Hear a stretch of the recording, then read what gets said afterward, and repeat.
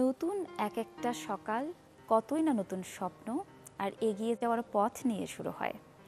সুন্দর দিনের প্রত্যাশায় আমরাও তাই এই সকালে অসংখ্য তথ্য নিয়ে হাজির হই চ্যানেল 24-এর আয়োজন সকাল 24-এ। আমন্ত্রণ কেউ স্টিল নিবেদিত সকাল 24-এ। আজ সোমবার 4 ভাদ্র 1431 বঙ্গাব্দ, 19 আগস্ট 2024 খ্রিস্টাব্দ। শুভ সকাল, আপনাদের সাথে আছি আমি ইপসিতা জামান। দর্শক, আজ সকাল থেকেই ঢাকার আকাশ কিন্তু ভীষণ মেঘলা। মৌসুমী বায়ু বাংলাদেশের ওপর সক্রিয় এবং উত্তর বঙ্গোপসাগরে প্রবল অবস্থায় রয়েছে।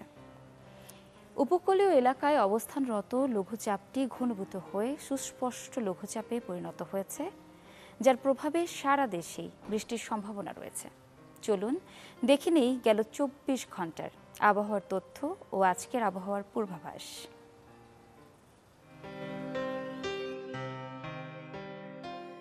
ঢাকায় গেল 24 ঘন্টায় সর্বোচ্চ তাপমাত্রা শনাক্ত হয়েছে 31 ডিগ্রি সেলসিয়াস, সর্বনিম্ন তাপমাত্রা ছিল 25.4 ডিগ্রি সেলসিয়াস। রাজশাহীতে সর্বোচ্চ তাপমাত্রা 32, সর্বনিম্ন 26.8, রংপুরে সর্বোচ্চ তাপমাত্রা 33, সর্বনিম্ন 27, ময়মনসিংহে সর্বোচ্চ তাপমাত্রা রেকর্ড হয়েছে 33.2 ডিগ্রি সেলসিয়াস, সর্বনিম্ন তাপমাত্রা ছিল 27.5 ডিগ্রি সেলসিয়াস। সিলেটে গেল 24 ঘন্টায় সর্বোচ্চ তাপমাত্রা শনাক্ত হয়েছে 36 ডিগ্রি সেলসিয়াস, সর্বনিম্ন তাপমাত্রা ছিল 26.3 ডিগ্রি সেলসিয়াস।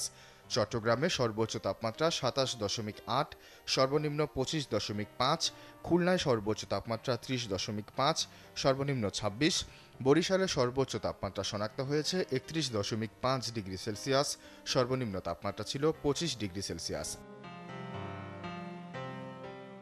গেল 24 ঘন্টায় দেশের সর্বনিম্ন তাপমাত্রা শনাক্ত হয়েছে বান্দরবানে 23.9 ডিগ্রি সেলসিয়াস, সর্বোচ্চ তাপমাত্রা ছিল সিলেটে 36 ডিগ্রি সেলসিয়াস। আজ খুলনা, বরিশাল, চট্টগ্রাম ও সিলেট বিভাগের অনেক জায়গায় এবং অন্যান্য বিভাগের কিছু কিছু জায়গায় অস্থায়ীভাবে দমকা হাওয়াসহ হালকা থেকে মাঝারি ধরনের বৃষ্টি কিংবা বজ্রসহ বৃষ্টি হতে পারে। সেই সাথে দেশের কোথাও কোথাও মাঝারি ধরনের ভারী থেকে অতি ভারী বর্ষণও হতে পারে। আজ সারা দেশে দিন ও রাতের তাপমাত্রা সামান্য হ্রাস পেতে পারে। দর্শক, যেমনটি জানছিলাম, সারা দেশেই কিন্তু বৃষ্টির সম্ভাবনা রয়েছে। যারা বাইরে বের হবেন তারা অবশ্যই পর্যাপ্ত ব্যবস্থা গ্রহণ করেই বের হবেন। আবহাওয়ার বিরূপ প্রভাব ও দেশের চলমান পরিস্থিতিতে ভরা মৌসুমেও পর্যটক শূন্য দেশের অন্যতম পর্যটন এলাকা খাগড়াছড়ি। জেনে আসি খাগড়াছড়ির বর্তমান পর্যটন পরিস্থিতি। সেখান থেকে যুক্ত হচ্ছেন আমাদের সহকর্মী নুরুস্তাফা মানিক। মানিক, শুভ সকাল। পর্যটন নগরী খাগড়াছড়ি, কিন্তু একে তো বৈরী আবহাওয়া, তার উপর দেশে গেল এক মাসে যে চলমান পরিস্থিতি ছিল, একেবারেই পর্যটক ছিল না। এখন কি পরিস্থিতি দেখছেন?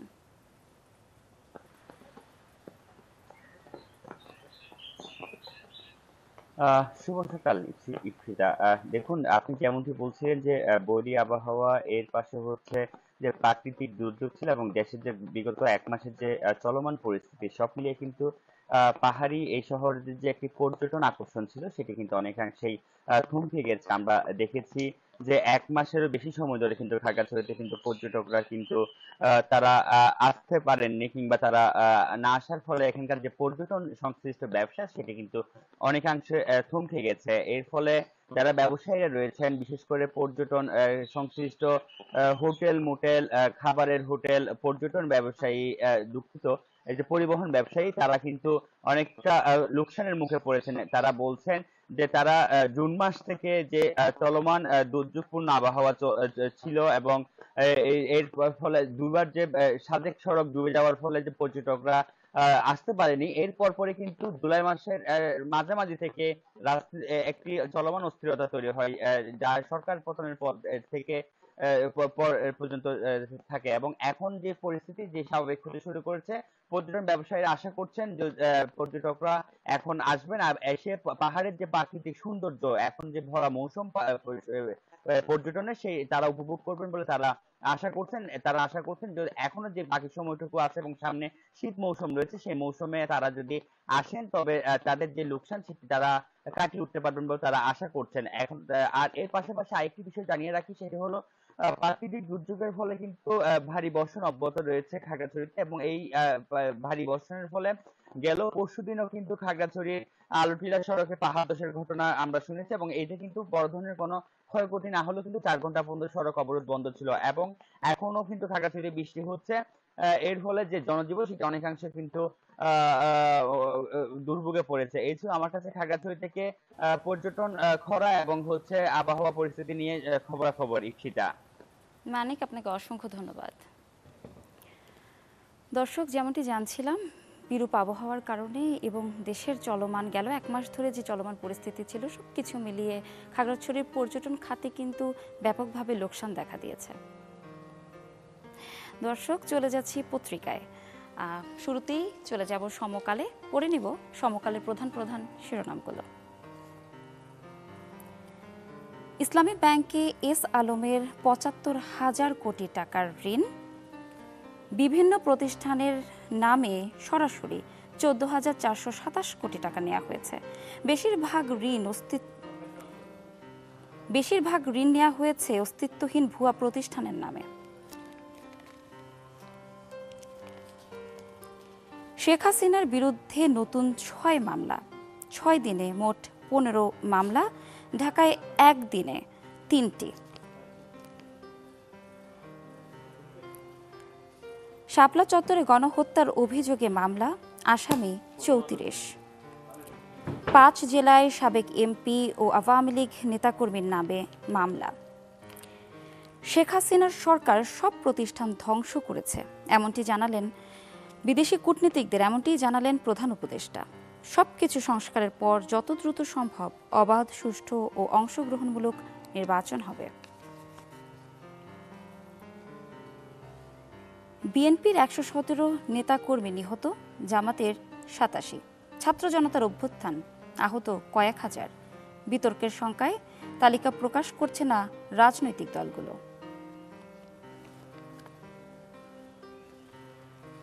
দর্শক, চলুন এবার একটু প্রথম আলো পড়ে নিই। সংস্কারের পর অবাধ ও সুষ্ঠু নির্বাচন, যেমনটি পড়ছিলাম সমকালে। প্রাণ রক্ষায় ৬২৬ জনকে সেনানিবাসে আশ্রয় দেয়া হয়, আইএসপিআরের বিবৃতি। পদায়ন নিয়ে পুলিশে অস্থিরতা, অতি উৎসাহী কিছু কর্মকর্তার জন্য পুলিশ বাহিনীকে বিতর্কিত হতে হয়েছে, তাদের বিরুদ্ধে ব্যবস্থা গ্রহণের প্রক্রিয়া চলছে।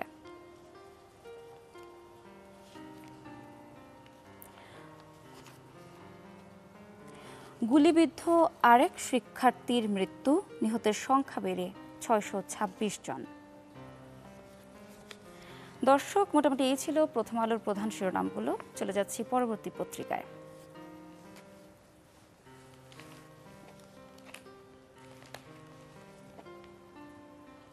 সমকাল পড়েছে, এবার আমার হাতে আছে দৈনিক যুগান্তর।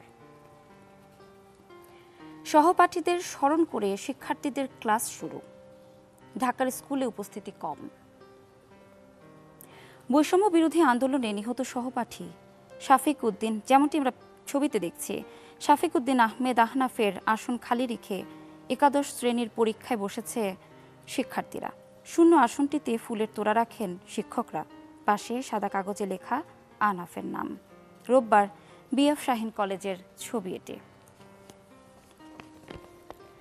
৬০,০০০ কোটি টাকা লোপাট, রূপপুর পারমাণবিক বিদ্যুৎ প্রকল্পে শেখ হাসিনার দুর্নীতি। গ্লোবাল ডিফেন্স কর্পের প্রতিবেদন, টিউলিপের মধ্যস্থতায় চুক্তি, ৩০% অর্থ পেয়েছেন শেখ রেহানা সহ অন্যরা।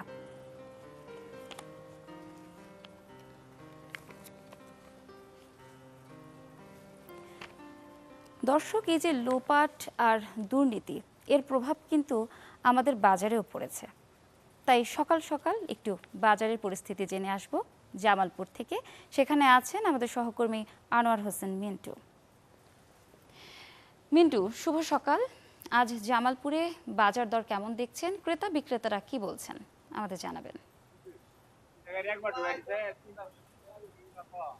শুভ শুভ সকাল ইফসিতা। আমি এখন আছি জেলা শহরের সেতু সংলগ্ন একটি পাইকারি বাজারে, সবজি পাইকারি বাজারে। জেলার চরাঞ্চলের যে কৃষক যারা রয়েছেন তারা কিন্তু প্রতিদিন এই বাজারে কাকডাকা ভোর থেকেই কিন্তু তারা তাদের উৎপাদিত যে পণ্য সামগ্রী এবং সবজি এগুলো আছে তারা কিন্তু বিভিন্ন ভ্যানে অথবা গাড়িতে করে তারা কিন্তু এই বাজারটিতে নিয়ে আসেন। এখান থেকেই কিন্তু খুচরা যে জেলার যে খুচরা ব্যবসায়ীরা আছে তারা কিন্তু সবজি নিয়ে বিভিন্ন হাট বাজারে ভ্যানে করে অথবা তাদের খুচরা বাজারে কিন্তু তারা বিক্রি করে থাকেন। সেটা আমি আজ সকাল থেকেই খুব ভোর থেকেই কিন্তু এই বাজার গুলো দেখেছি। সবজি ব্যবসায়ীরা আমাদেরকে যেমনটি জানিয়েছেন যে গত সপ্তাহের চাইতে এই সপ্তাহে কিন্তু সবজি সহ বিভিন্ন পণ্যের দাম কিন্তু বাজারে অনেকটাই কমেছে। তবে এখনো কিন্তু ঝাঁজ কমেনি পেঁয়াজ এবং কাঁচামরিচের। আমি খুচরা বাজারে খোঁজ নিয়ে দেখেছি যে পেঁয়াজ গতকাল এবং আজ পর্যন্ত 110 টাকা এবং কাঁচামরিচ 280 টাকা কেজি দরে কিন্তু বিক্রি হচ্ছে। এছাড়া করলা, বেগুন 60 থেকে 70, পটল 40 টাকা, আলু 60 থেকে 70 এবং মুখী কচু এবং বরবটি 60 থেকে 70 এবং মিষ্টি লাউ এবং ঢেঁড়স কিন্তু বিক্রি হচ্ছে মাত্র 40 টাকা কেজি দরে। আর ব্যবসায়ীরা যেমনটি জানিয়েছেন যে প্রতিটি বাজারকে কেন্দ্র করে দীর্ঘদিন ধরে কিন্তু একটি সিন্ডিকেট অর্থাৎ মধ্যস্বত্বভোগীদের একটি দৌরাত্ম্য কিন্তু প্রতিটি পাইকারি বাজারে কিন্তু ছিল। ওই সিন্ডিকেটের কারণেই কিন্তু প্রতিটি সবজি এবং পণ্যের মূল্য কিন্তু প্রতিনিয়ত প্রতিদিনই ঊর্ধ্বমুখী থাকতো বাজারে। তারা যেমনটি বলেছেন যে বাজারে এখন কিন্তু কোনো ধরনের সিন্ডিকেট নেই বা মধ্যস্বত্বভোগীদের দৌরাত্ম্যও কিন্তু নেই। এজন্য এবং প্রশাসনের পক্ষে থেকে কিন্তু প্রায় প্রতিদিনই কিন্তু সকাল সন্ধ্যা বাজার মনিটরিং করা হচ্ছে, যে কারণে এই পাইকারি এবং খুচরা বাজারে কিন্তু ওই সবজি সহ বিভিন্ন পণ্যের দাম কিন্তু বেশ অনেকটাই বেশ কমে এসেছে আর কি। তো খুচরা এর এই যে বাজারের যে পাইকারি বাজারে যে মধ্যস্বত্বভোগী বা কোনো সিন্ডিকেট না থাকার কারণেই কিন্তু এই যে যারা উৎপাদিত যে সমস্ত কৃষক তাদের উৎপাদিত পণ্য যারা এই বাজারে নিয়ে আসে তারা কিন্তু একটা ন্যায্য মূল্য এবং উচিত মূল্যে কিন্তু তারা পাচ্ছেন, এমনটি বলেছেন আমাদের প্রান্তিক কৃষকরা। আর তারা যেমনটি আর ব্যবসায়ীরা যেমনটি বলেছেন যে বাজারে যদি এই সিন্ডিকেট বা মধ্যস্বত্বভোগী আর ফিরে না আসে তাহলে তাদের যে কৃষকরা যেমন উৎপাদিত পণ্যের তাদের সবজি এবং পণ্যের ন্যায্য মূল্য পাবেন, পাশাপাশি এই বাজারে যে পণ্য সামগ্রীর দামও কিন্তু কমে আসবে। ইফসিতা। মিন্টু, আপনাকে অসংখ্য ধন্যবাদ। দর্শক, যেমনটি জানছিলাম জামালপুরের বাজারে কিন্তু স্বস্তি ফিরে এসেছে। এই সিন্ডিকেট না থাকলে কৃষকরা তাদের ন্যায্য মূল্য পাবেন, এমনটি জানাচ্ছিলেন আমাদের সহকর্মী। দর্শক, ছিলাম পত্রিকায়, এবার চলে যাচ্ছি অন্য শিরোনামে। জনতা ব্যাংককে বেক্সিম কোড দায় দেনা, এক শাখা থেকেই সালমানের লুট 27,000 কোটি টাকা। দুদকের জালে সাবেক 4 মন্ত্রী এমপি, মালয়েশিয়ার শ্রমবাজার সিন্ডিকেট। দর্শক, চলে যাচ্ছি পরবর্তী পত্রিকায়, যাচ্ছি বণিক বার্তায়।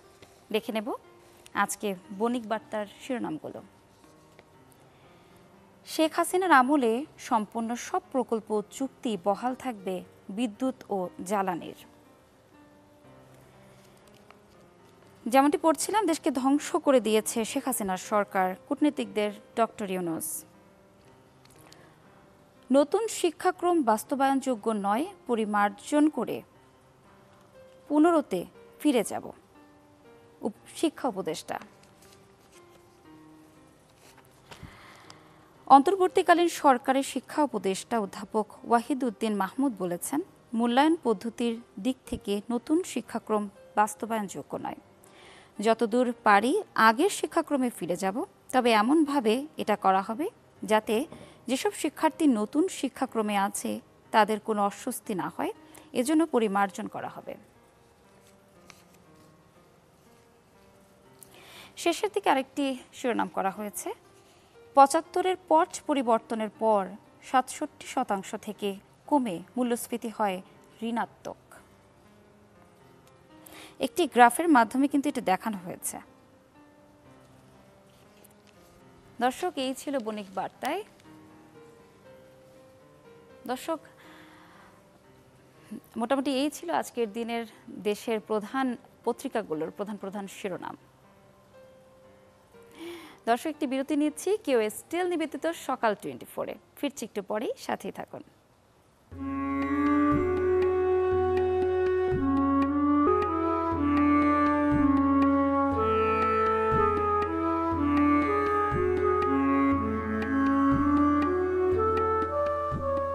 আবারও আমন্ত্রণ কিউএস স্টিল নিবেদিত সকাল 24-এ। আজ 19 আগস্ট। আজকের দিনে আপনাদের যাদের জন্মদিন, সবাইকে জানাই জন্মদিনের অনেক অনেক শুভেচ্ছা। সেই সাথে জেনে আসব আজকের দিনে কোন কোন বিখ্যাত ব্যক্তির জন্মদিন। 1631 সালের এই দিনে জন্মগ্রহণ করেন সপ্তদশ শতাব্দীর সবচেয়ে প্রভাবশালী কবি ও নাট্যকার জন ড্রাইডেন। লেখক হিসেবে তিনি এতটাই প্রভাব বিস্তার করেছিলেন যে তার আবির্ভাবকালকে বলা হয় ড্রাইডেনের যুগ। সারা জীবনে তিনি 30টির বেশি নাটক রচনা করেছেন। 1871 সালের এই দিনে জন্মগ্রহণ করেন মার্কিন প্রকৌশলী Orville Wright. Right brothers Wilbur right এবং অরভিল রাইট প্রথম উড়োজাহাজ আবিষ্কার করেন। 1903 সালের 17 ডিসেম্বর প্রথম নিয়ন্ত্রিত, শক্তিসম্পন্ন এবং বাতাসের চেয়ে ভারী সুস্থিত মানুষ বহনযোগ্য উড়োজাহাজ তৈরি করেন তারা। 1935 সালের এই দিনে জন্মগ্রহণ করেন বাংলাদেশি প্রখ্যাত চলচ্চিত্র পরিচালক, ঔপন্যাসিক ও গল্পকার জহির রায়হান। চলচ্চিত্রে অবদানের জন্য তাকে 1977 সালে মরণোত্তর 21 পদক এবং সাহিত্যে অবদানের জন্য 1992 সালে মরণোত্তর স্বাধীনতা পুরস্কারে ভূষিত করা হয় এবং চলচ্চিত্রে অবদানের জন্য 1975 সালে প্রথম জাতীয় চলচ্চিত্র পুরস্কারে তাকে মরণোত্তর বিশেষ পুরস্কার প্রদান করা হয়। 1969 সালের এই দিনে জন্মগ্রহণ করেন মার্কিন কানাডিয়ান অভিনেতা ও প্রযোজক ম্যাথিউ ল্যাংফোর্ড পেরি। তিনি এনবিসি টেলিভিশন সিটকম ফ্রেন্ডসে চ্যান্ডলার বিং হিসেবে আন্তর্জাতিক স্বীকৃতি লাভ করেন।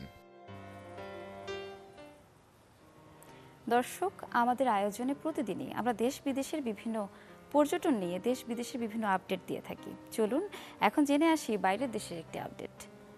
ধর্মীয় কারণে মুসলমানদের কাছে বিশেষভাবে তাৎপর্যপূর্ণ সৌদি আরব। সম্প্রতি ভ্রমণের জন্য জনপ্রিয়তা পাচ্ছে দেশটি। পর্যটন আকর্ষণী এরই মধ্যে বিভিন্ন কর্মসূচি হাতে নিয়েছে সৌদি আরব, যার মধ্যে হেরা গুহায় ক্যাবল কার সেবা চালুর উদ্যোগ অন্যতম। চলুন প্রতিবেদনটি দেখে আসি। মক্কার হেরা গুহা, এখানেই নাজিল হয়েছিল পবিত্র কুরআন। এতে মুসলিম বিশ্বে আলাদা তাৎপর্য রয়েছে স্থানটির। মুসলমান মাত্রই স্বপ্ন দেখেন পবিত্র স্থানটি একবার হলেও দেখে আসার। তবে উঁচু পাহাড় বেয়ে উঠতে হয় বলে অনেকের পক্ষেই পায়ে হেঁটে সেখানে যাওয়া সম্ভব হয় না। এ বিষয়টি মাথায় রেখেই হেরা গুহা নিয়ে নতুন পরিকল্পনা করেছে সৌদি সরকার। দর্শনার্থীদের হেরা গুহায় যাওয়ার জন্য ক্যাবল কার সিস্টেম চালু করতে যাচ্ছে দেশটি। 2025 সাল নাগাদ এর সুবিধা পাবেন সৌদি আরবে আসা দর্শনার্থীরা। এছাড়া হেরা গুহার জায়গাটিকে ঘিরে সাংস্কৃতিক বিভাগ হিসেবে গড়ে তোলার পরিকল্পনাও আছে সৌদি আরবের। কেবল কার সিস্টেম তৈরির বিষয়টি এই পরিকল্পনারই অংশ। এদিকে আল হাবালা, আবহা আল জাদিদা, তায়েফ সহ সৌদি আরবের বেশ কিছু জায়গায় কেবল কার সুবিধা রয়েছে, যা পাহাড় বেষ্টিত মরু অঞ্চলকে পরিণত করেছে পর্যটকদের আকর্ষণের কেন্দ্রবিন্দুতে। চলতি বছরের মাঝামাঝি সময়ে সৌদিতে 6 কোটি পর্যটক এসেছেন। মোর্শেদ শোভন, চ্যানেল 24।